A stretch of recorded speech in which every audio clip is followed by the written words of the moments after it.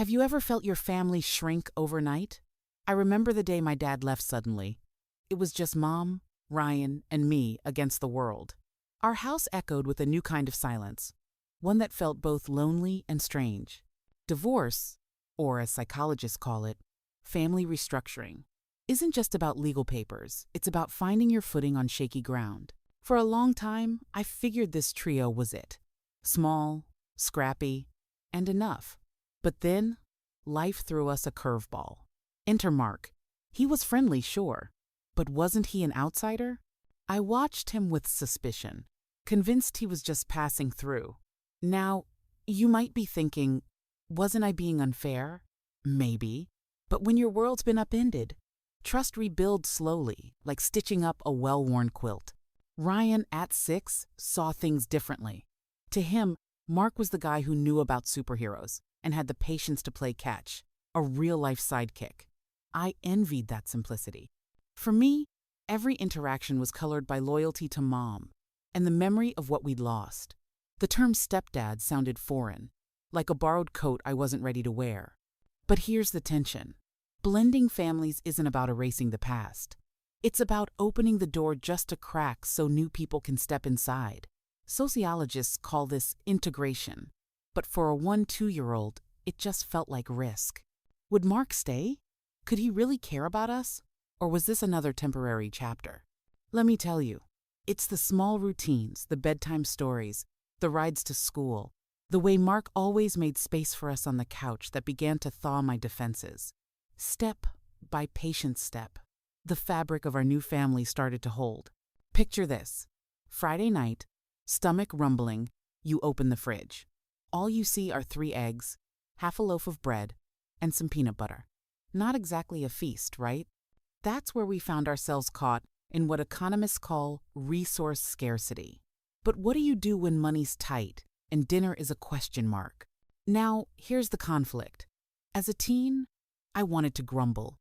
Instead, Mark walked in, dust still clinging to his shirt from the construction site, and smiled with that stubborn optimism only grown-ups seem to muster. "Let's make something out of what we have," he said, rolling up his sleeves as if we were contestants on some cooking show instead of scraping by in a small Ohio kitchen. He mixed those eggs, toasted the bread, and wait for it layered peanut butter and scrambled eggs together. My first reaction? Disgust. "That's gross," I protested. But Mark, with a chef's wink, dared us to try.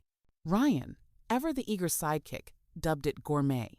The technical term for what Mark did? Improvisation, finding creative solutions in constrained situations. But then, the real lesson emerged. As we ate, I watched him notice how Mark pushed the bigger portions toward me and Ryan, taking less for himself and sipping water between bites. He didn't announce it, didn't play the martyr. He just quietly ensured we were fed before himself. It struck me like a bolt. This was sacrifice, pure and simple. If you've ever wondered what love looks like in real life, it isn't always roses or grand speeches. Sometimes, it's a dusty-handed man giving away the last of his dinner so 2 kids can go to bed full. That evening, the meal was humble, but the love was extravagant. After dinner, the house settled into a familiar hush. I found Mark in the living room, eyes half focused on a baseball game. That's when I blurted it out.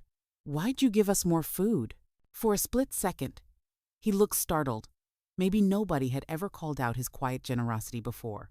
He answered softly, "That's what family does. We take care of each other." Sounds simple, right? But in that moment, something profound shifted inside me. Psychologists call this attachment theory, the way we learn who to trust and love as safe. Until then, I'd kept Mark at arm's length, guarding the door to my heart with suspicion. You might be thinking, does one small act really matter? Let me tell you a secret. Small acts build trust like bricks. Mark didn't try to buy my love or force affection. Instead, he showed up, helped with math homework even after a long day, cheered at soggy baseball games, fixed leaky faucets in silence. Each act, a quiet vote for us. The resolution? I stopped seeing him as the stepdad and started seeing him simply as dad, not a replacement, but an addition, someone who'd earned his place. not demanded it. Sociologists talk about familial bonds, but for me, it was a feeling: warmth, safety, and a sense that we'd weather whatever storms came our way together. So if you're out there, wrestling with your own version of blending families, remember, trust isn't built overnight. It's shaped in the smallest, quietest moments. Sometimes, all it takes is a peanut butter dinner and the willingness to put someone else first.